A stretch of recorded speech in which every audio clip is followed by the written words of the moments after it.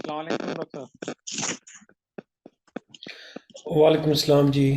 जी अस्सलाम वालेकुम, डॉक्टर अमीन बात कर रहा हूँ मैं। कैसे हैं डॉक्टर क्या साहब, हाल आप ठीक हैं? है? अल्हम्दुलिल्लाह जी, अल्हम्दुलिल्लाह। आप सुना ठीक है जनाब? Welcome sir. Welcome sir. Thank you very much ji for giving me opportunity. I am very thankful. अस्सलाम वालेकुम डॉक्टर अजहर, आप यू आर ऑनलाइन? अस्सलाम वालेकुम जी। डॉक्टर अमीन कैसे हैं आप? खैरियत से जी हैं? जी जी, अल्हम्दुलिल्लाह अल्हम्दुलिल्लाह। बस अगले 2 से 3 मिनट में हम इंशाल्लाह स्टार्ट करेंगे। बस जी sir, thank you. Okay.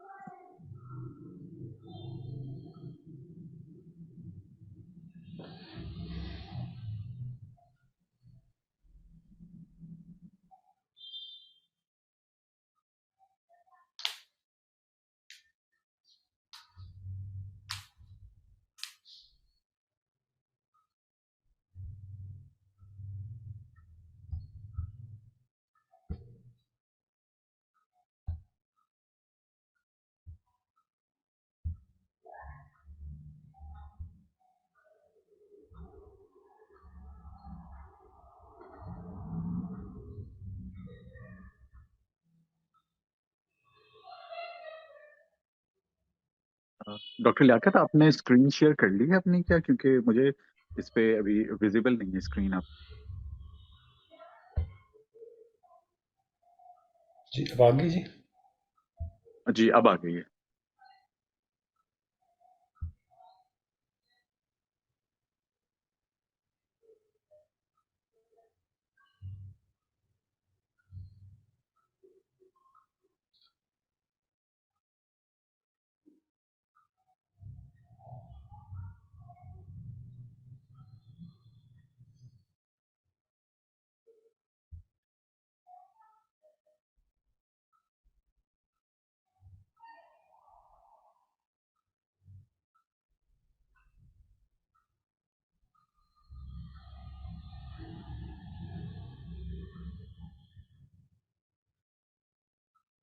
So let's start.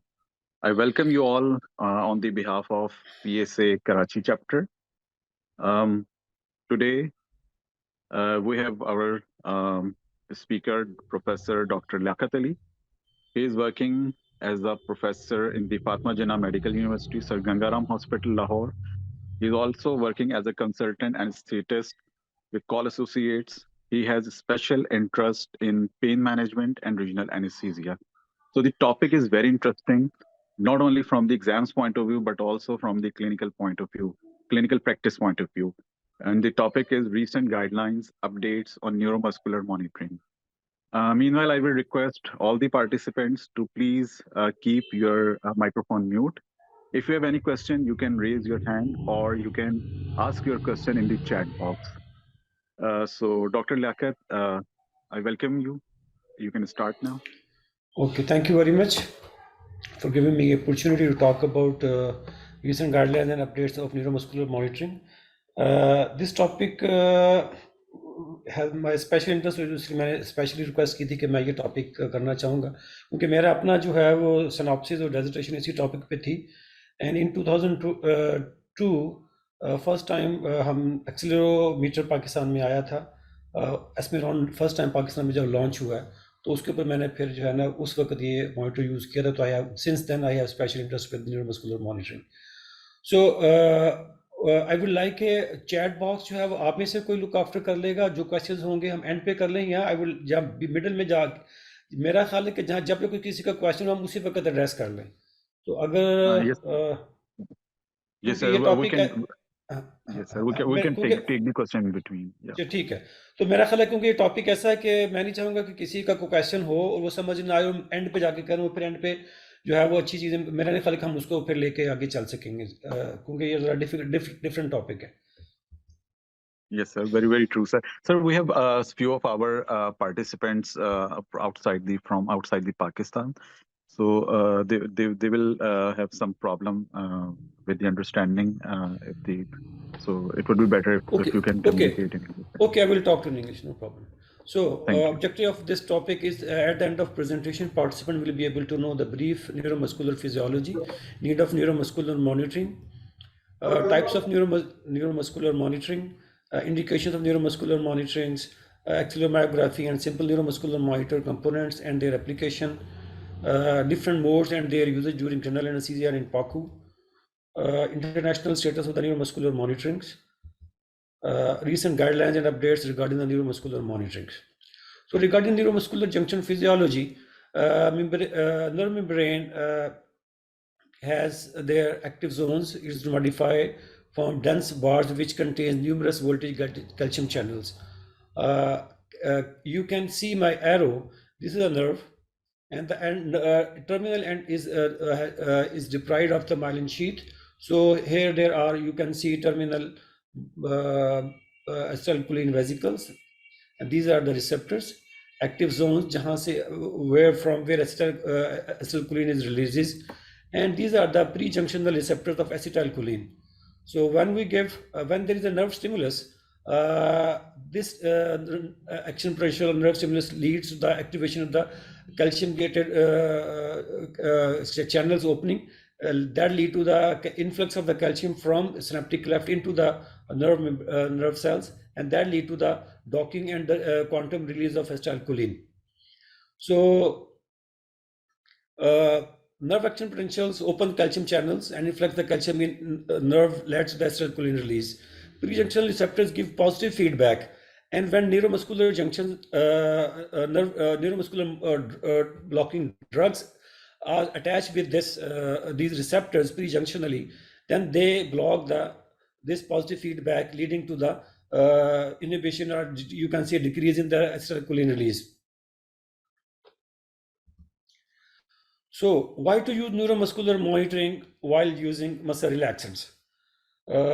As far as evidence is concerned, it has been observed that clinical tests previously being used in clinical practice, like grip strength, vertical capacity, head lift for 5 seconds, inspiratory pressure minus 25 centimeter water, all these clinical tests still are being used many parts of the world, and it has been observed that they are not sensitive or specific for the detection of residual weakness or residual paralysis secondary after the use of neuromuscular blocking drugs.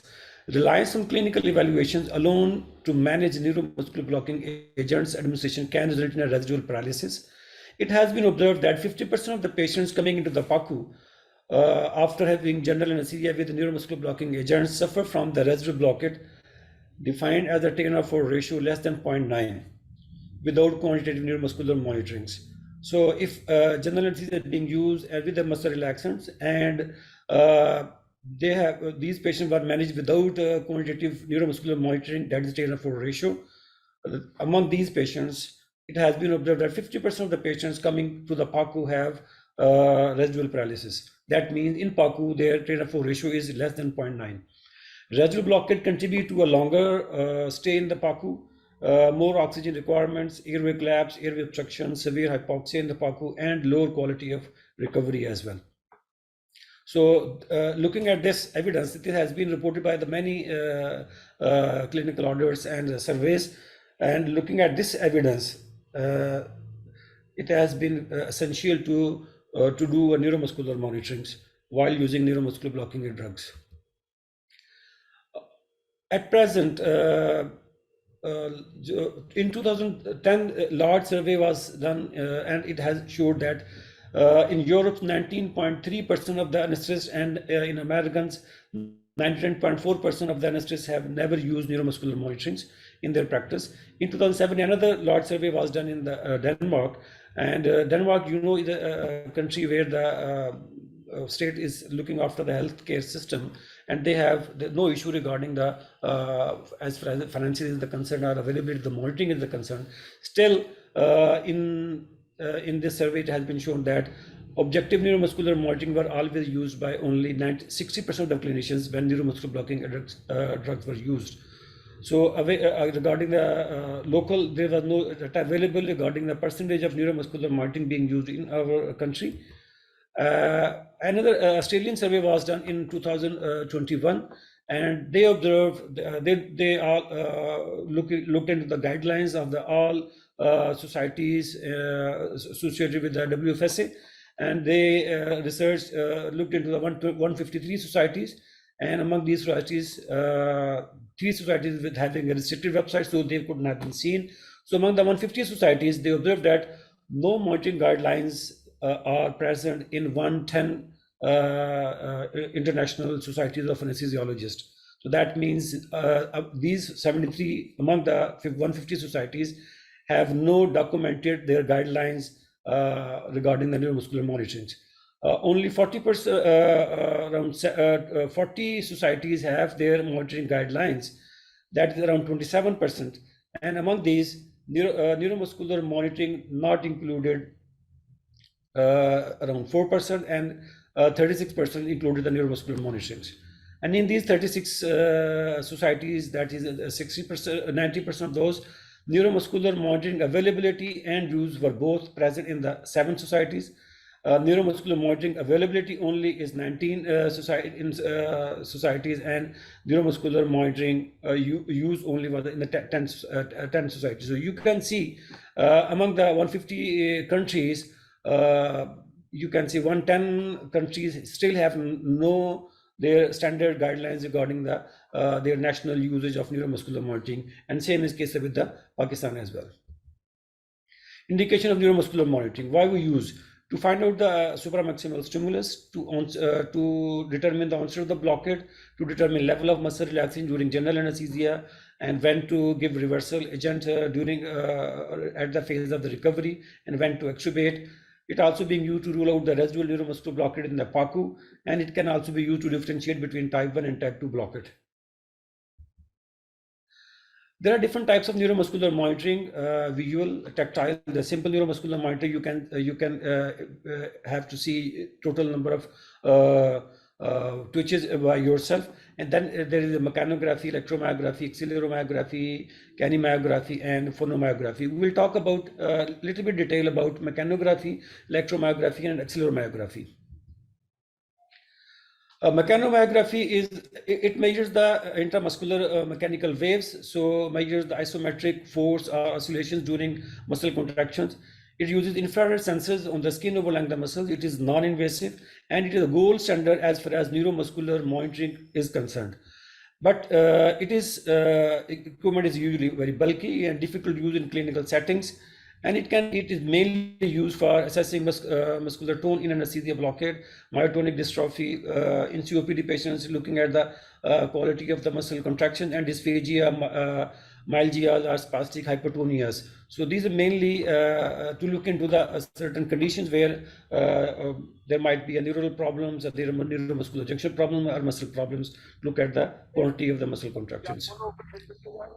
As far as electromyography is concerned, it measures electrical activity of the muscles, measures the motor unit or compound action potentials. Amplitude measures the magnitude of the muscle force. So this is the method which we use in spinal cord monitoring the motor potentials. It is more sensitive and reliable. Exposure of the muscle group for visualization of the response. So no need. So you can use robotic surgeries, particularly if we are using accelerometry. You have to keep the arm of the patient visible. So now in certain surgeries we have to put the arms aside, and then we cannot use neuromuscular monitoring. And in robotic or laparoscopic surgeries, adequate muscle relaxation is one of the essential key components to have a safe anesthesia. Interference with other electrical devices can be there. Hypothermia cause increased electromyographic response, and it detects nerve muscles dysfunctions, nerve to muscle signal transmissions. There are 3 types of electromyography: surface electromyography, high density electromyography, and needle electromyography. So first one is non-invasive. High density is usually again non-invasive, but multiple electrodes are placed, and in needle electromyography, the needle is inserted into the muscle. Accelerometry.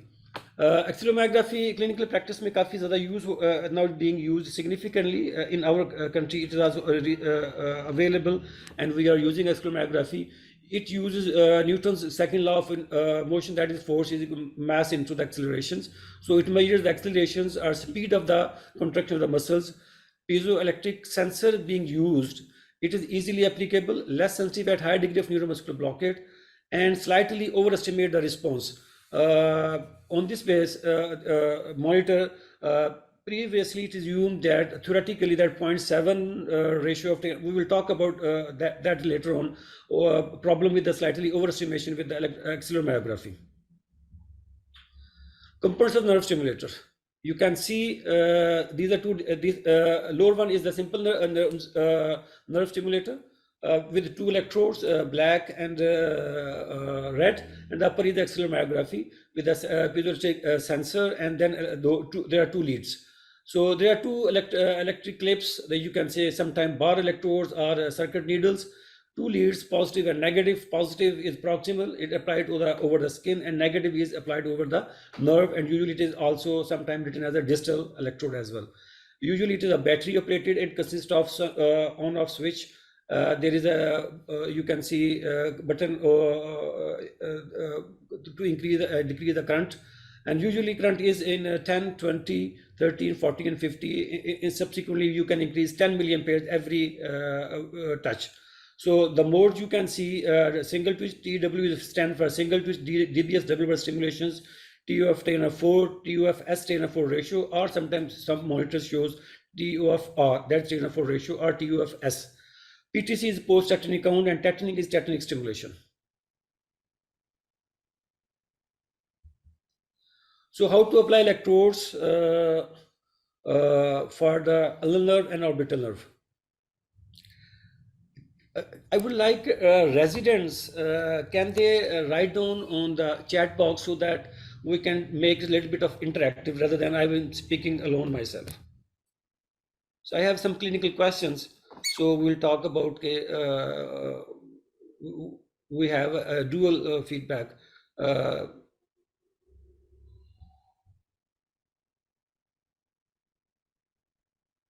Yes, any resident, please answer this question.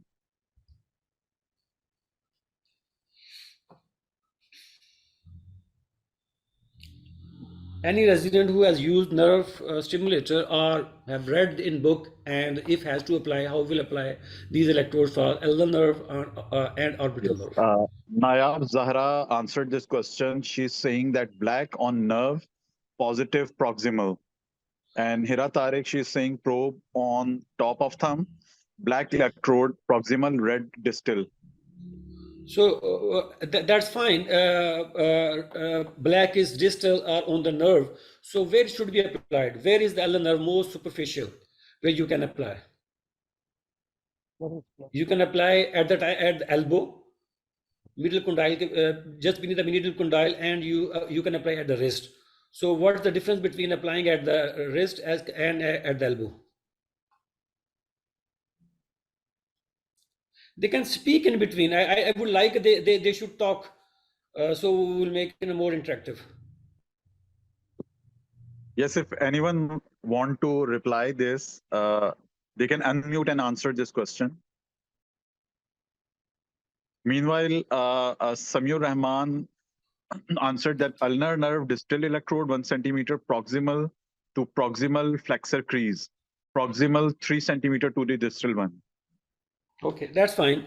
The reason we apply this electrode on the distally at the wrist crease is that we want to see one specific muscle's contractions, and we want to avoid direct muscle tendon stimulus which are supplied by the flexor carpi ulnaris. So using ulnar nerve at the wrist, we use adductor pollicis contractions observations. So that is the only muscle in the thenar muscle which is supplied by the ulnar nerve. So that means when this muscle is moving, it is so short, the nerve is being stimulated, and it is not direct by the direct current, like which you can see sometime movement of the ring finger or index finger, little finger. So these are the places. Electrodes, they are usually bigger in size. So one electrode placed at the distal crease, proximal crease, and other is just placed just close to the electrode. I have video, I will show you later on. And there will be a 4 to 5 centimeter distance between the two electrodes.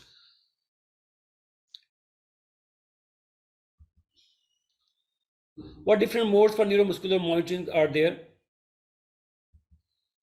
These are various methods. We use single twitch, tetany, double burst stimulations, 10/4 ratio, post-tetany counts. So I will talk about a little bit these modes. Then I will again have a clinical questions you have to answer, particularly the residents. So single twitch is being used. This is a 0.2 millisecond duration twitch, and depending upon the current you want, you can start with the 10 milliampere, 10, 20, 30, 40, 50, and 60. You can go up to 80 milliampere in the most of the monitors. And then you will see a single twitch. It can be given at every 1 second or every 10 seconds. So there will be a 1 or 0.1 frequency. In 10/4, there will be 4 twitches, 500 milliseconds apart, and each stimulus will be again 0.2 millisecond durations depending upon the current you select. In tetany, there is a 50 stimulus in 1 second, and that means 0.2 millisecond duration, one stimulus, and between two stimulus there will be a 20 millisecond gap of the time. So tetany might be 100 frequency or 50 frequency. Usually 50 hertz frequency is being used in clinical practice. In double burst stimulations, there will be 3 stimulus, subsequently again 3 stimulus, or first 3 stimulus and then 2 stimulus. But remember one thing, in DB double burst stimulation, you will see only one twitch with the first burst and one twitch with the second burst. And these bursts lead to the you can see the you can see the frequency of the double burst and tetany 50 hertz is same. So there will be a post-tetanic facilitation we will talk about a little bit later on. And but these double burst simulation twitches are usually you can say augmented or facilitated, showing the stronger stimulus as compared to the actual muscle contraction.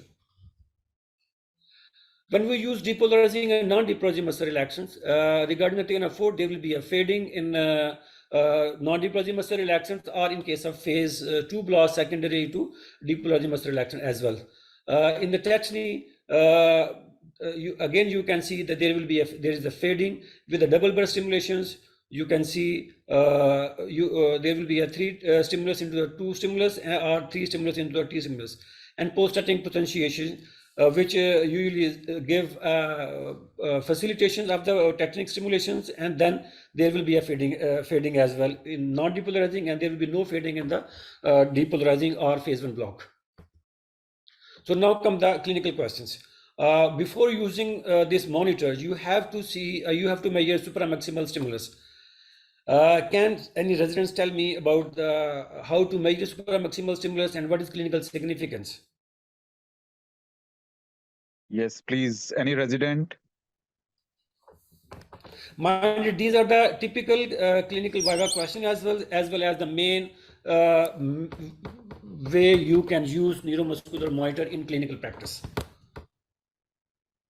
You cannot measure in reality factual stimulus quality unless you measure a supramaximal stimulus. Yes. So there are few responses over here. Kuratul, and she said it is used as a baseline. And Hira Tarek, she's saying it is measured under sedation after counseling the patient set as baseline, or starting from low, usually 50 to 60 hertz. It should be 50 to 60 milliampere. I think she must be intent to say milliampere.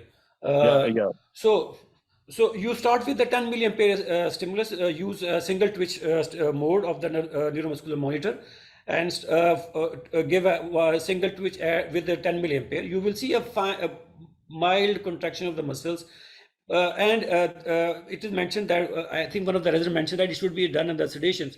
It's usually done under anesthesia after induction of anesthesia.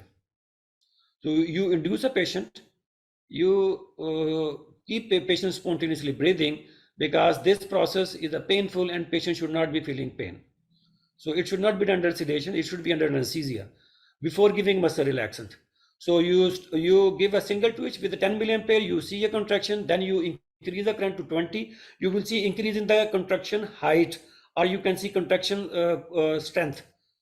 And then unless you see same response, that means if you give a 30, again they increase the twitch height, then you give a 40, increase twitch in height, and then you give a 50, then again increasing the twitch height, and at 60 you don't see any increase in height twitch, or you can say quality of contractions increase.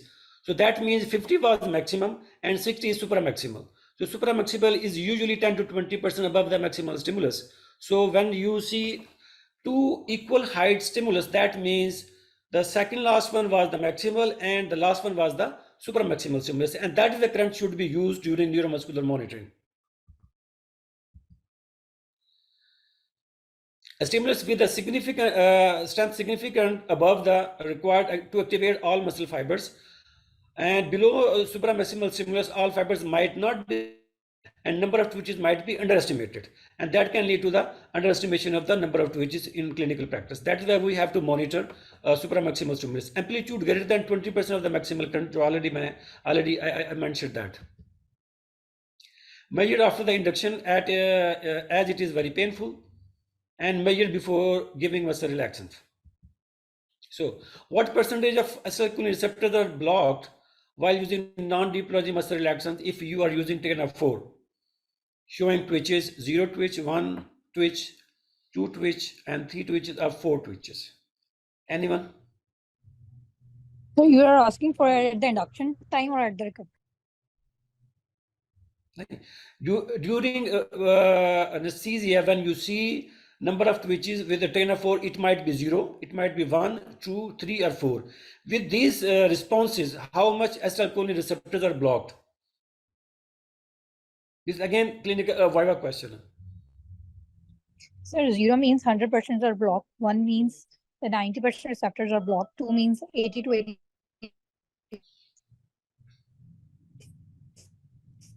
Okay. Sir, if one twitch is gone, it means that 75% of the receptors are blocked. If two twitches are gone, it means 80%. If three are gone, it means 90%. Okay. Receptors are blocked. 3 means you are saying if twitches are gone.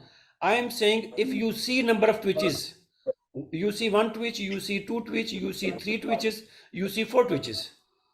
So this is why I asked this question, because you have to remember that when there is a 0 twitch, doctor, I think one of the doctor mentioned that at 0 there will be 100% blockade. It might be 100% blockade, but it might be a 91% blockade. So usually 0 means no twitch. If there is no twitch, that means 0 twitch. Receptors of acetylcholine blockade can be 91 to 100%.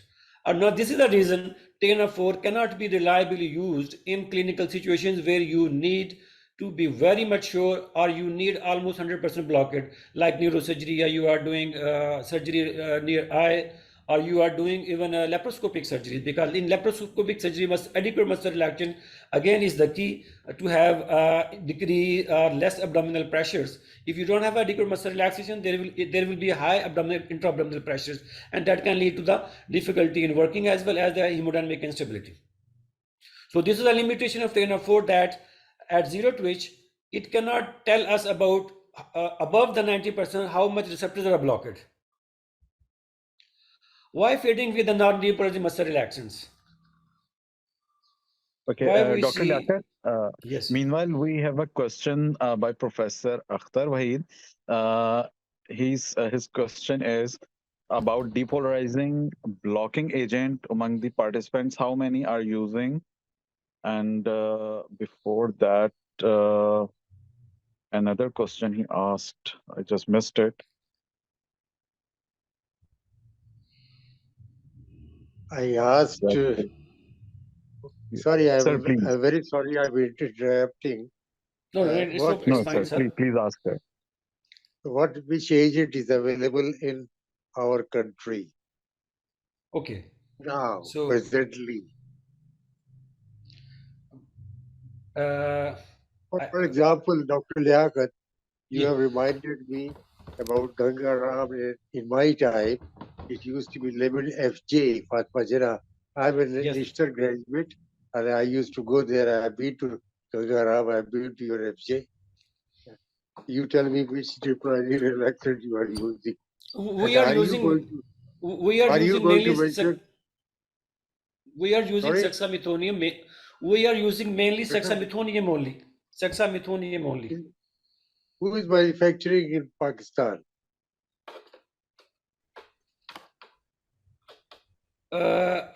Sorry, I could not hear your question, please. Who are Sir, the can you repeat? manufacturers? Who are the He- manufacturers? Number one, Oh, or okay, it is imported?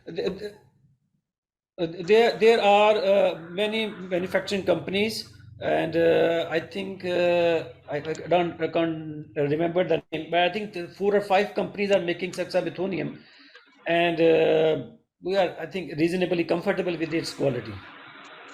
Very good. Okay, thanks very much. Okay. I will have Thank to you, find sir. out Thank later. you. Thank you. Thank you. Okay. So, can any resident answer why we see a fading with the non-deploying muscle relaxant? Because almost whole neuromuscular monitoring moves around fading phenomena, and can someone tell me how fading is happen physiologically? What is the reason is the fading there? Okay, fading is usually with a partial blockade. When there is a partial blockade or there is some effect of the neuromuscular blocking drugs. So whenever you give a stimulus to the nerve, there will be action potential, and that action potential will lead to the, again, if you can recall my first slide, that every action potential causes opening of the calcium calcium channels, and that lead to the influx of the calcium, that lead to the acetylcholine release. But pre-junction acetylcholine receptors occupied by the muscle relaxant, they block this feedback, positive feedback, and that lead to the decrease. Subsequent stimulus lead to the decreased acetylcholine release, and when there will be a decreased acetylcholine release, with every stimulus, there will be a lesser amount of acetylcholine present, which can compete with the non-depolarizing muscle relaxant, and that will lead to the subsequent decrease in twitch height, and which is a fading phenomenon. I hope I cleared this point. Yes, if anyone has any query, please, you can clear it right now. This point is very important. This point is very important because fading around, this whole monitoring revolves around the fading. Okay, my next question is why TNF4? Why not TNF3 or TNF5?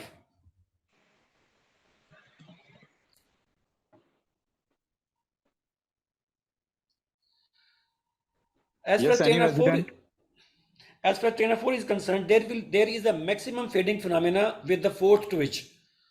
If we use 3 twitch, that means we will underestimate, or you can say we will underlook that phenomena up to the point where the maximum happens.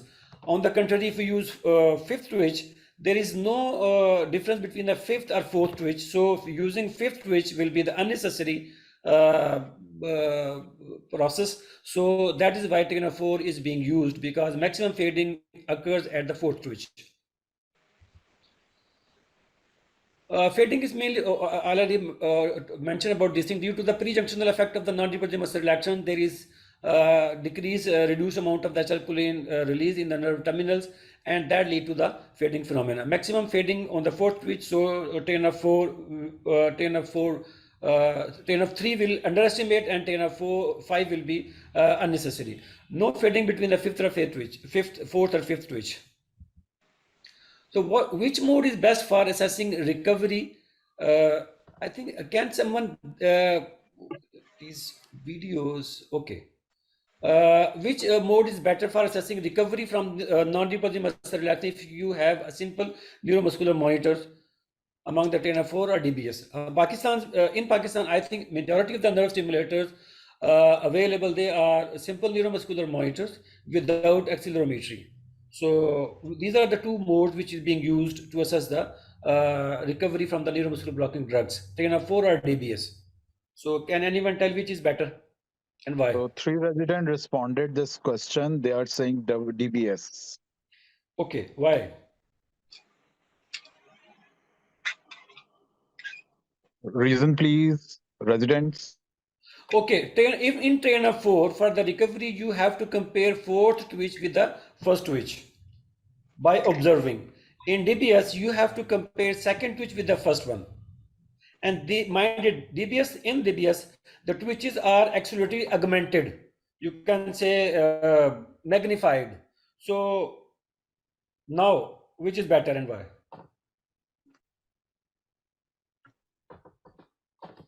So here it's a visual recall memory, recalling fourth twitch to the first twitch and then comparing it as compared to the recalling second twitch to the comparing first one. That is why DBS is better as compared to RAMPO4 for recovery assessment from the neuromuscular blocking drugs. So you can see in DBS there will be two twitches and in RAMPO4 four twitches. Now you can see four twitches. Fourth twitch is, as compared to the first one, fourth twitch is almost 40%, 50%, 60%. Then you can say 0.4, 0.5, 0.6, which is the subjective trainer 4 ratio in simple neuromuscular monitors. On the contrary, if you use DBS, then you can see it will be much easier in clinical practice if you compare two twitches and compare the second one to the first one. So DBS is the preferred mode in a simple neuromuscular monitor when you don't have accelerometry.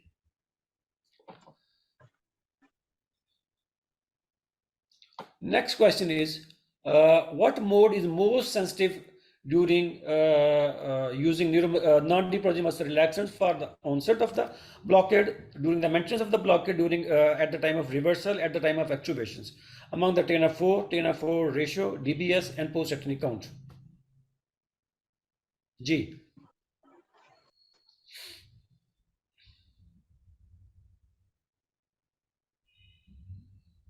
So we have two responses.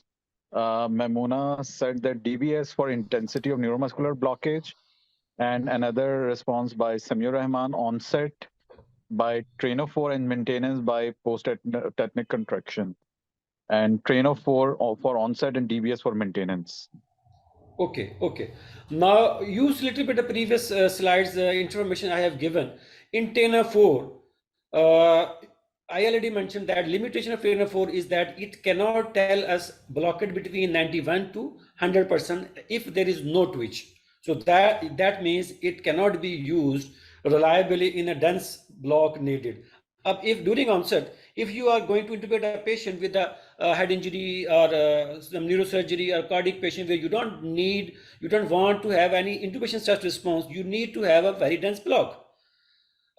For that, I think now should be very clear which mode should be used for a dense block. Already one of the residents mentioned, one of the doctor I think mentioned that for dense block, PTC count, post-tetanic count is the choice. So for onset, the best, again, when we talk about most sensitive, that means the best one.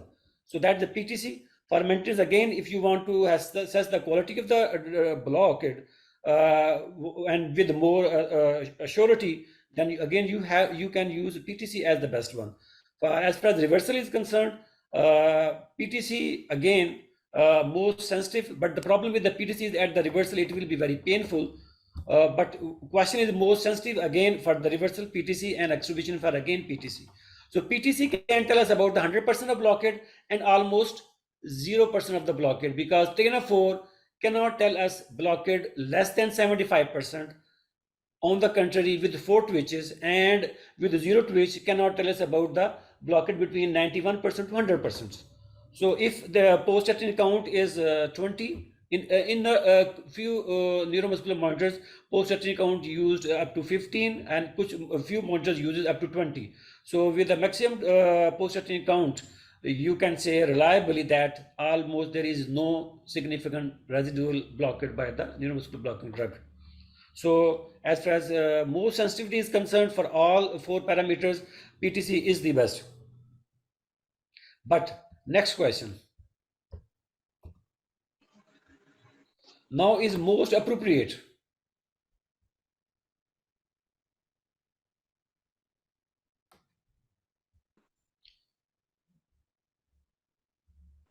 So this is again, I think.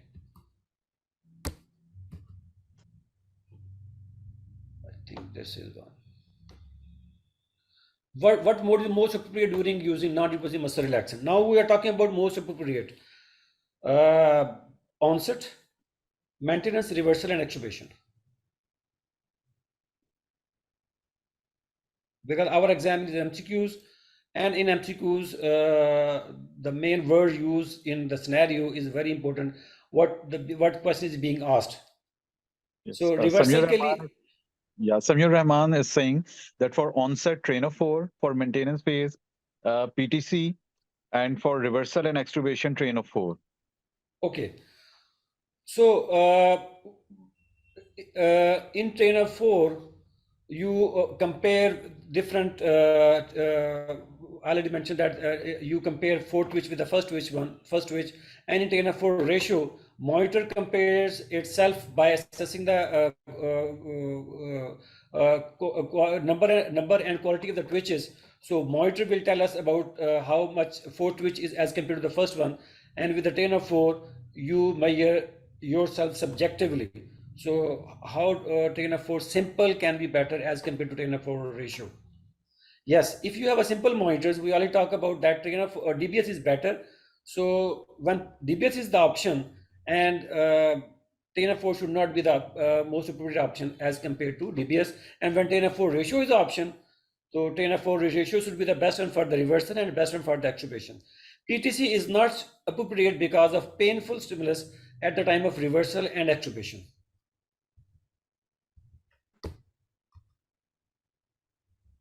So onset PTC has a superiority over trainer 4. You can use trainer 4 if a patient is ASA 1. You can use maintenance during maintenance if the dense block is needed, and you can use trainer 4 if dense block is not needed. At the time of reversal, trainer 4 ratio is better than DBS, and DBS is better than trainer 4. For extubation, trainer 4 ratio is the best, and which is followed by DBS and then followed by trainer 4.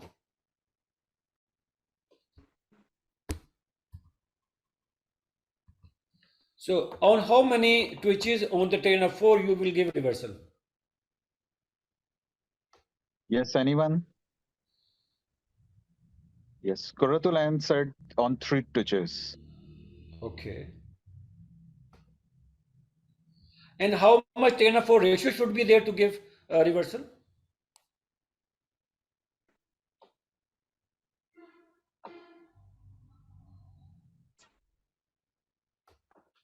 Nayab is saying 0.7. Okay. So in point, when there is a 0.7, so that means there will be a 3 twitch or 4 twitches.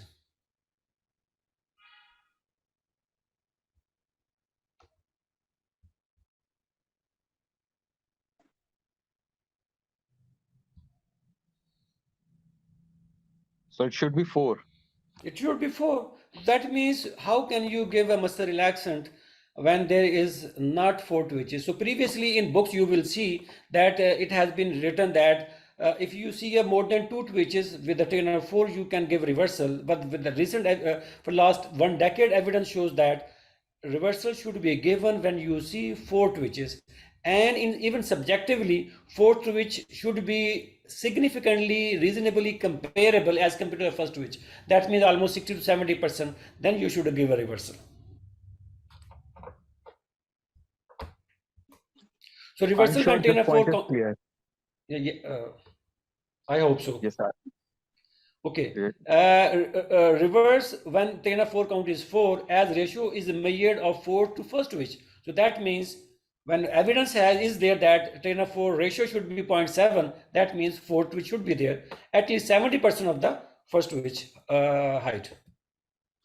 So what is trainer 4 ratio? When to give reversal if using trainer 4, and when to extubate if using trainer 4 ratio.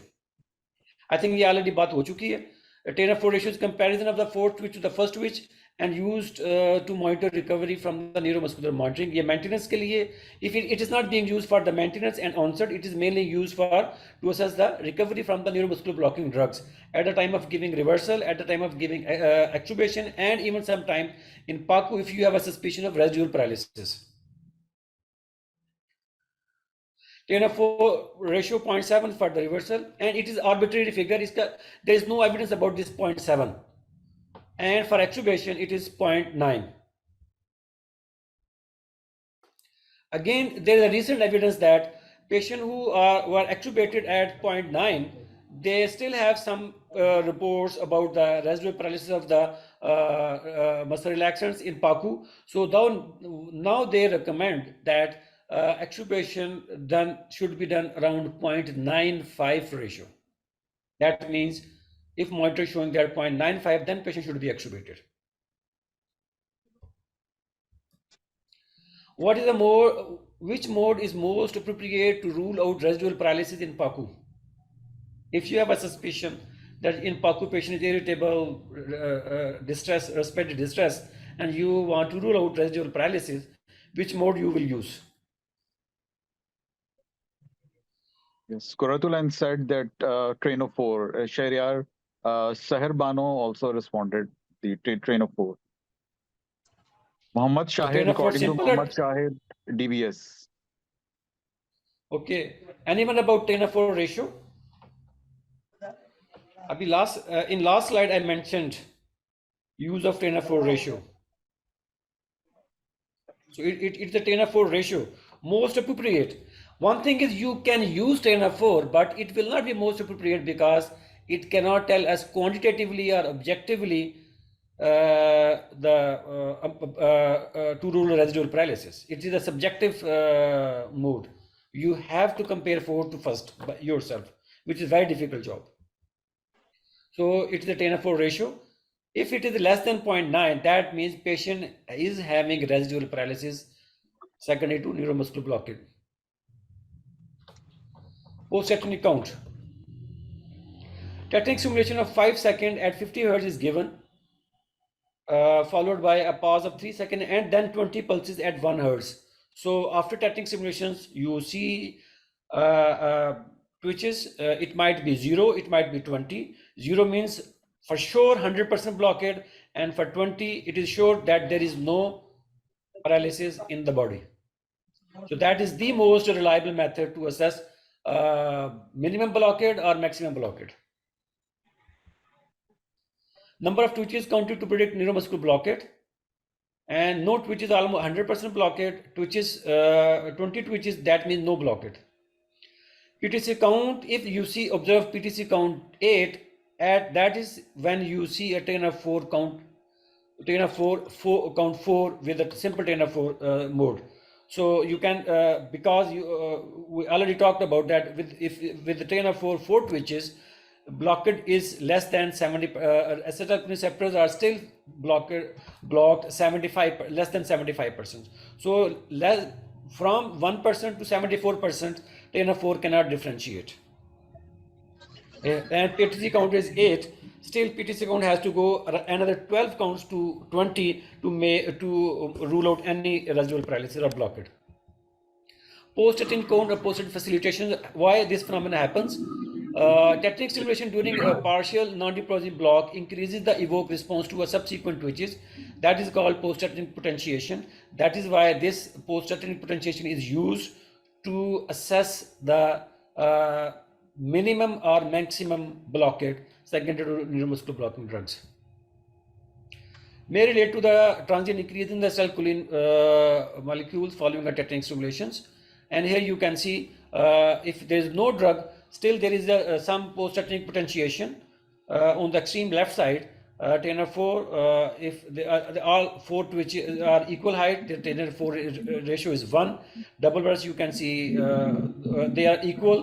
When you give a non-depressive muscle relaxant or phase 2, there will be a same phenomena, and there is a post-tetanic potentiation with a non-depressive block or phase 2 block, and then you can see fading with the subsequent post-tetanic count numbers.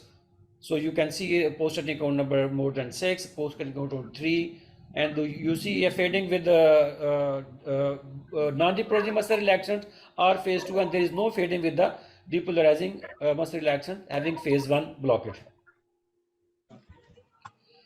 Now you have given a repeated dose of dexamethasone during difficult airway management, and patient has no spontaneous effort after 30 minutes. Patient has given the history of previous usage of suxamethonium under general anesthesia that was uneventful. What's your diagnosis and how will you manage? Any resident?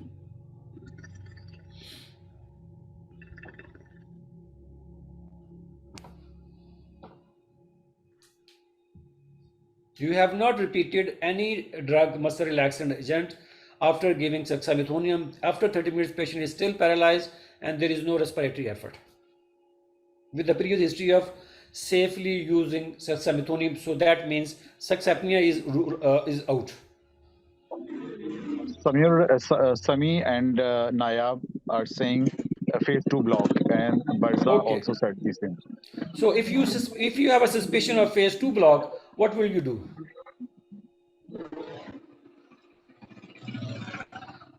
Dr. Maria, can you please mute your speaker?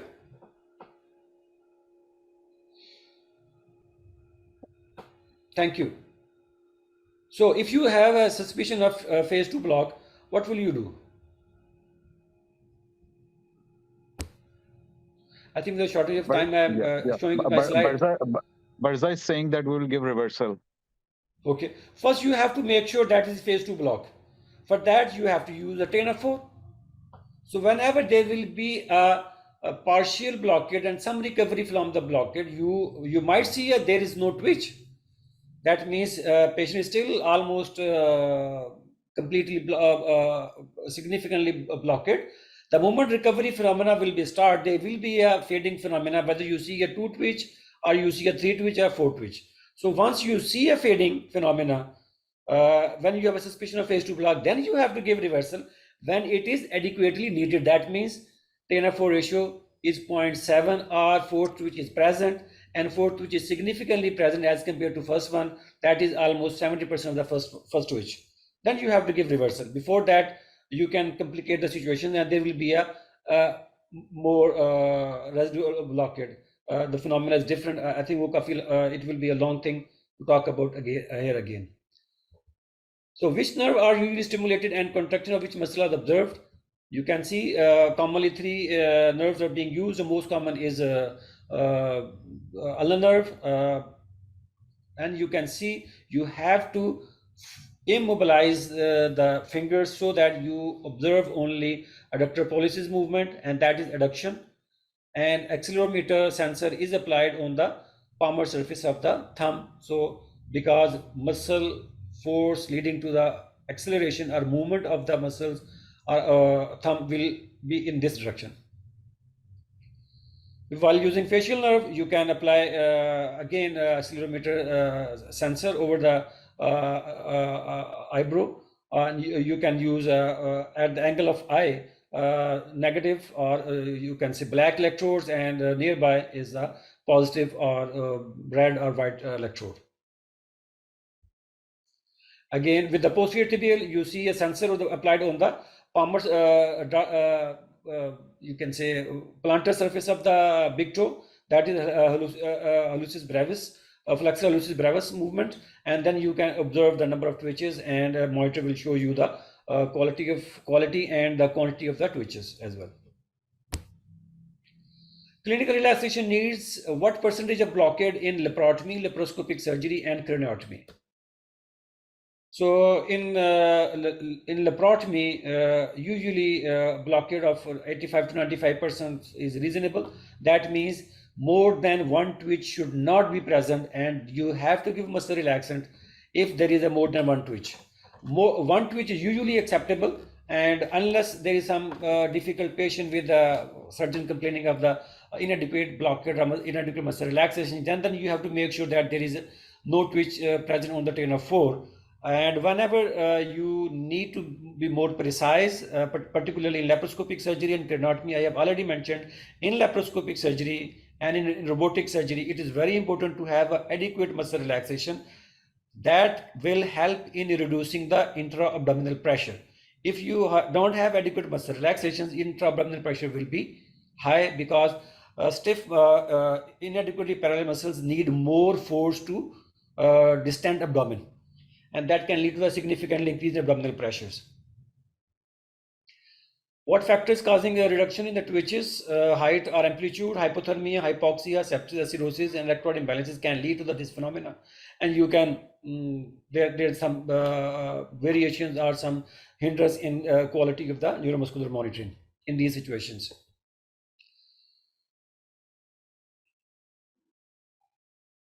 There are a few important components regarding neuromuscular monitoring use. If you use post-attenuation count and after that you want to use 10 of 4, you have to wait 3 to 4 minutes. PTC count is used when 10 of 4 count 0. If 10 of count is not 0, then it is that means there is a significant high PTC count will be there. So routinely PTC count is avoided because for that you have to give a significantly gap with 2 subsequent stimulus. On the contrary, with the 10 of 4, you can use for every 1 minute or every second minute you can use 10 of 4. Subjective qualitative evaluation with the peripheral nerve stimulator may provide inaccurate information. If a quantitative objective monitoring is not available, subjective monitoring with peripheral nerve stimulator should be used, recognizing the limitations of subjective assessment. अगर हम simple picture with I have shown that picture in I think third or fourth slide without accelerometer, that the sensor which is applied on the thumb. So subjective neuromuscular monitoring overestimates around. It has one of the survey showed that I think I have problem with these video screens. If I can block them, yes, now I can see.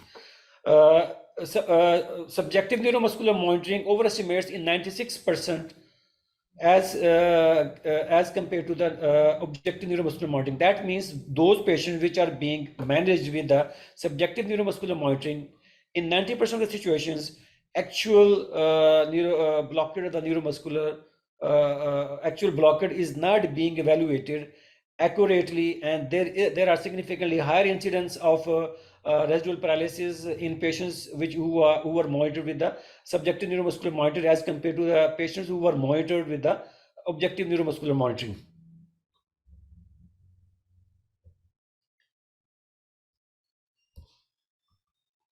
During intubation, if a deep blockade is confirmed, is to be confirmed by monitoring adductor pollicis muscles stimulations. Pharyngeal muscles are usually blocked as well, and optimal intubation conditions are achieved because we can use vocal cord as well to monitor the blockade of the vocal cords. For that, we have to use a tube which can have electrode placed at the distal end of the tube, and then you can give stimulus, and you can see you can observe the vocal cord movements. These are experimental ETTs. It is not being used in clinical practice.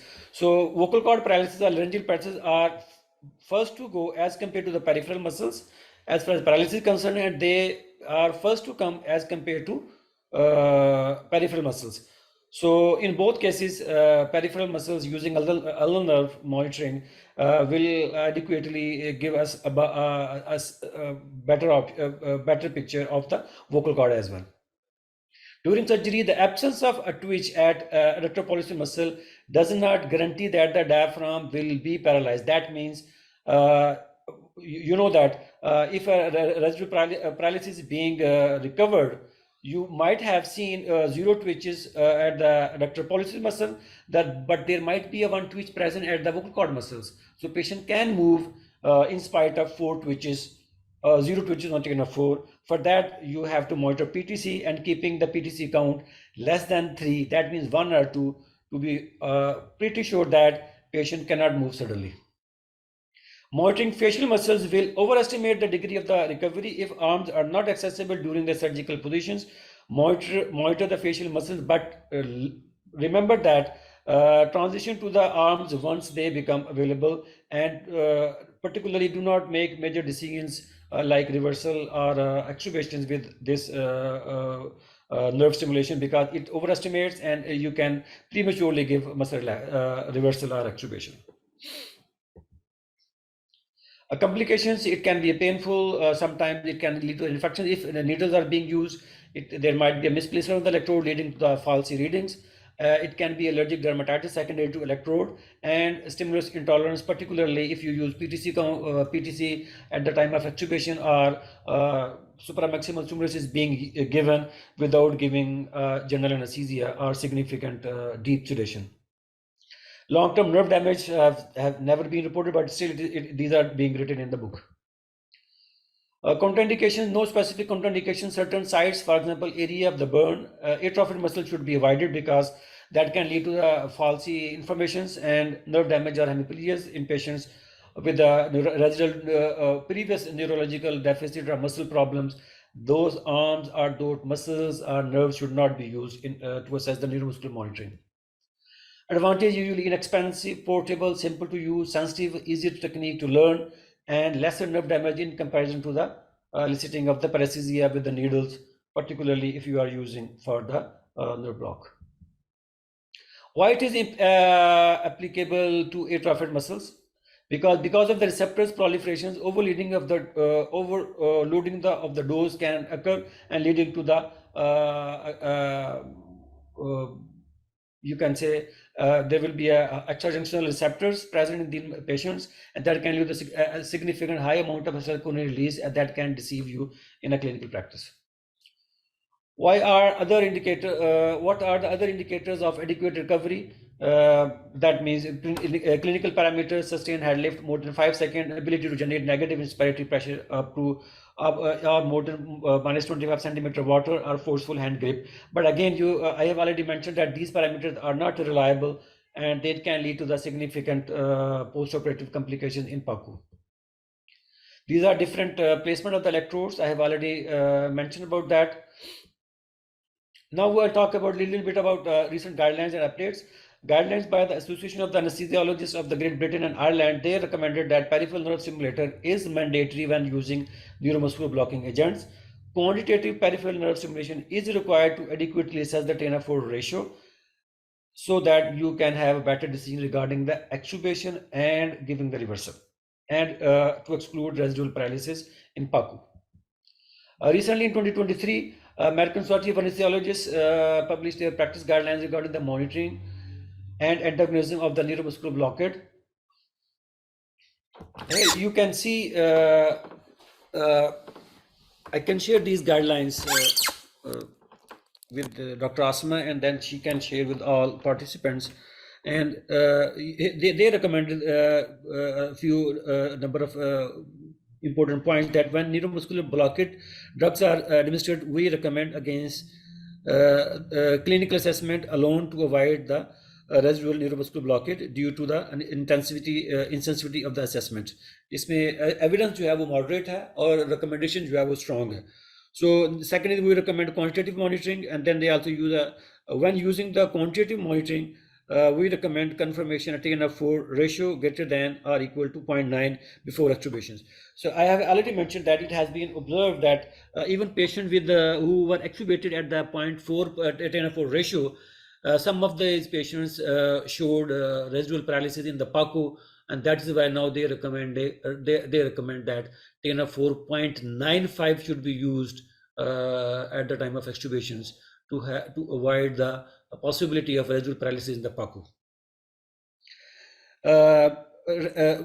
We recommend against the use of eye muscles for neuromuscular monitoring. We recommend Sugammadex over Neostigmine at deep moderate muscle blockade reversal, and we suggest that Neostigmine as a reasonable alternative to the Sugammadex at minimal depth of neuromuscular monitoring. That means when you are having a blockade less than 75%, that means four which is visible on the 10:4. Our 10:4 ratio is, you can say, 0.3 or 0.4. To avoid residual neuromuscular blockade, when atracurium or cisatracurium are administered and qualitative assessment is used, we strongly suggest antagonism with the Neostigmine rather than Sugammadex. Sugammadex is mainly recommended for rocuronium and vicronium. It can reverse atracurium or cisatracurium, but higher dose is needed, and Sugammadex is very notorious for allergic reactions, so it should be avoided. And unluckily, we don't have Sugammadex in our country. Okay, problem with the how we can increase the acceptance of the routine quantitative neuromuscular monitoring. ESA recommend that educate clinicians provide in-service training on quantitative neuromuscular monitoring, work with the operating room value-based purchasing committee, so that when operating rooms are being constructed and equipped, these monitors should be ensure that these monitors are being purchased or asked for presence. Ensure the monitors are readily available. Seek a opportunity to document and promote results within your group and institution to enable a decrease in the incidence of the post-operative respiratory complications, a decrease in the ICU hospital length of stay. These are 4 points. They are mentioning that this is an evidence-based improvement with the usage of quantitative neuromuscular monitoring. So they, recently it has been in 2021 they showed a digital display of the neuromuscular monitoring on the smartphones by using a specific monitor IT1004.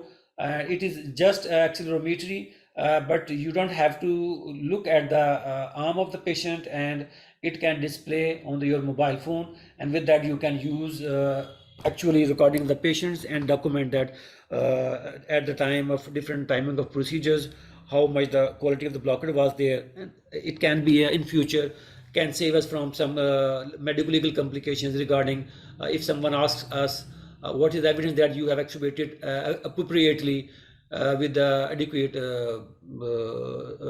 recovery from the neuromuscular blockade. The sort of questions can be later on addressed with this monitoring. These are recent advances in neuromuscular monitoring. Recent trend in the neuromuscular monitoring, again, return of electromyography. As when I mentioned about the type of the neuromuscular monitoring, so it was mentioned that electromyography is a gold standard as compared to the accelerometry, because accelerometry sometimes overestimates. So recent new monitors are being available, which are not as bulky as it used to be, and they are now in practice. And it has been observed that using the electromyography neuromuscular monitoring with these new monitors have better outcome as compared to the accelerometry based neuromuscular monitoring. Any questions? Sorry, I took 5 minutes extra. No, that's fine, Dr. Liaqat. This is one of the most difficult topic, and you really made it very easy to understand. And I'm sure most of the queries are already being addressed during your lecture. So if there is any question, residents or doctors, please can ask. So Sir, I feedback want to ask form. the question. Yeah, a link is shared. Please fill in the feedback form to get the CMA point. Yes, is there any question? Please ask. Yes, sir, I want to ask a question. Yes, please introduce yourself. Please. Sir, I am Dr. Ahmed. I needed to ask that, sir, one of the mechanism of phase 2 block, you told that phase 2 block occurs when repeated doses of succinylcholine are given. Yes. Sir, we often heard that if we have reversed a patient with neostigmine and he went into laryngospasm, and we have to give sucks to overcome this laryngospasm, is this one of the mechanism in which phase 2 block occurs? And if so, what's the mechanism behind it? So when we use succinylcholine for laryngospasm, how much dose we give? Sir, 20% of the intervention dose. So that is too small dose, and usually it is the given at the time when previous dose, if you have given succinylcholine at the time of induction, will be significant time, and that dose has been veered off practically. So this small dose cannot cause a phase 2 block. So we usually give in sometime real scenarios. If you have, like the way I mentioned my scenario with the difficult airway, you give a succinylcholine with anticipate difficult airway, and you attempt a laryngoscope into patients and you failed. You means I think I failed or somebody else, And then there might be a time, then patient is again breathing, and you modify something, and you got some other equipment, now you think that you can intubate, and you want to try another time, and patient now breathing, and you give another dose of muscle relaxant, dexamethasone. In these situations, and previously when I was resident, there was a time when we used to give dexamethasone 50 milligram at the time of induction, then 25 milligram or 10 milligram boluses subsequently to do certain procedures. We used to be very short, like direct laryngoscopy or some other procedures. That because of that practice, there was some reports of the phase 2 block, and that is why with the improvement of the neuromuscular blocking drugs and knowing the problems of the repeating doses or infusion of the dexamethasone, this phenomenon is now rarely seen in clinical practice. So it will be a secondary to subsequent doses, not giving a dose at significant interval or gaps. And sir, there is no link between reversal and sux. That if we are giving succinylcholine after reversal, it won't lead to phase 2 block. Again, I will give the reason that at the time of laryngoscope, you usually can't give a very small amount of drugs. What will be happen if we give a dexamethasone after giving the reversal? So when you give a reversal, there is a significant high amount of acetylcholine, and that displaces neuromuscular blocking drug, and that will lead to the metabolism. Now, if you give a dexamethasone, and there is a high amount of acetylcholine present at the neuromuscular junction, but dexamethasone being a very strong affinity with the acetylcholine receptors at the motor end plate, it will get attached with the end plate if it is significantly amount is there. So patient can go into the apnea or respiratory distress after reversal if you give a dexamethasone. But converting into the phase 2 block, that is a question I have never read, and logically it does not make sense to make that, because the two factors which has been linked with the phase 2 block is either infusion or repeated subsequent doses of dexamethasone. Thank you. So at the same time, we are honored by the presence of Professor Akhtar Wahid Saab, Professor Arshad Taki, and Professor Amin Khwaja. So Professor Arshad Taki is not with us at the moment. I will request Professor Akhtar Wahid to please unmute your microphone and please comment. Right, Dr. Saab, your presentation was good. Assalamu alaikum, sir. I think Thank you very much, sir. What you should have, I tell you honestly, we have gone through a lot of problems in the past, and it was very difficult. People had not even seen the peripheral nerve monitoring in nerve stimulators. And I do remember once I was in an examination at CPSP, and I asked the candidate of CPS, have you seen peripheral nerve stimulator? And the boy was, I'm going to ask you some questions. And he said yes. And he told me each and everything. And without telling the name, the last question was, have you seen? He was, quite frank. He said, I've never seen, sir. I've seen in the book also. So I rang up the head of department of that straight away. I say, please make sure that you get a nerve stimulator. So I have worked up till 2020 in SIUT in Karachi. After that, I retired, voluntary retirement. And there too I got, you know how much it cost? 400,000 rupees in 2015-16. So it's not it's very costly. And the other at that time was much less than what it is today. So I hope you are in So Lahore. yes, we are in many hospitals in Lahore. We have a nerve stimulator, simple one, and a few hospitals also have accelerometer. And I have this video of my accelerometer in my department. And actually, there was some constraints about the timing, and there's another session of our own departments going on right now. So this is the video I would like to show, and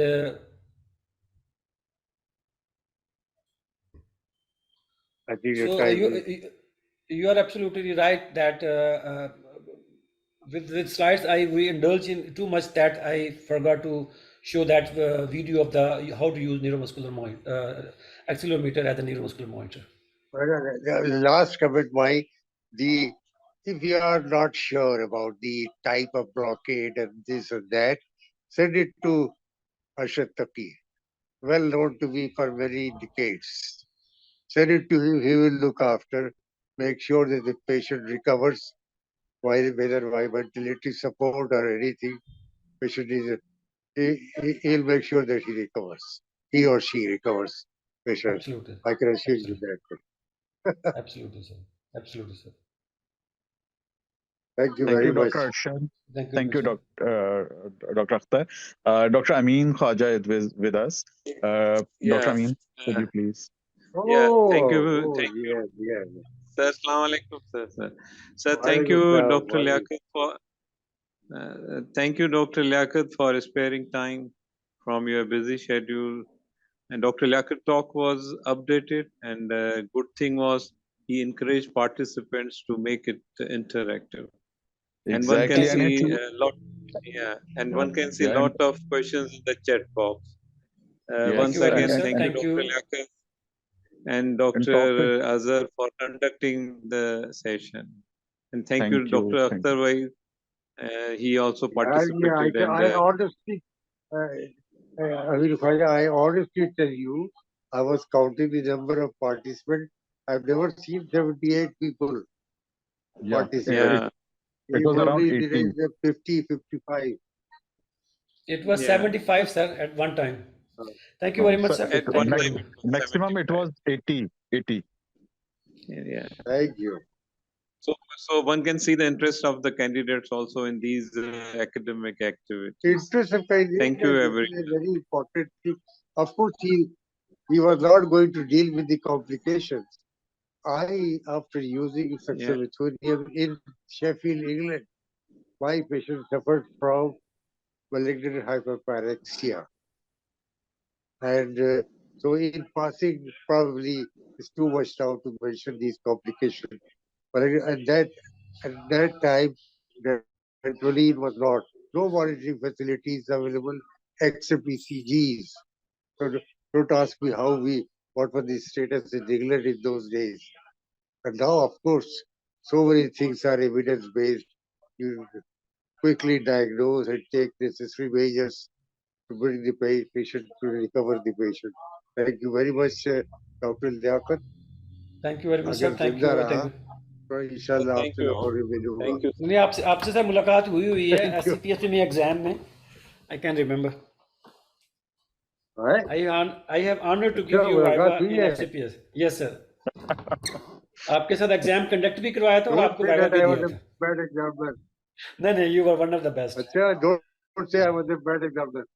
You were one of the best, and I learned how to take exam viva because I one of the exam you were the senior examiner and I was with you on one table, and I also gave you viva in Thank you very 2022 much or for your 2023, I think.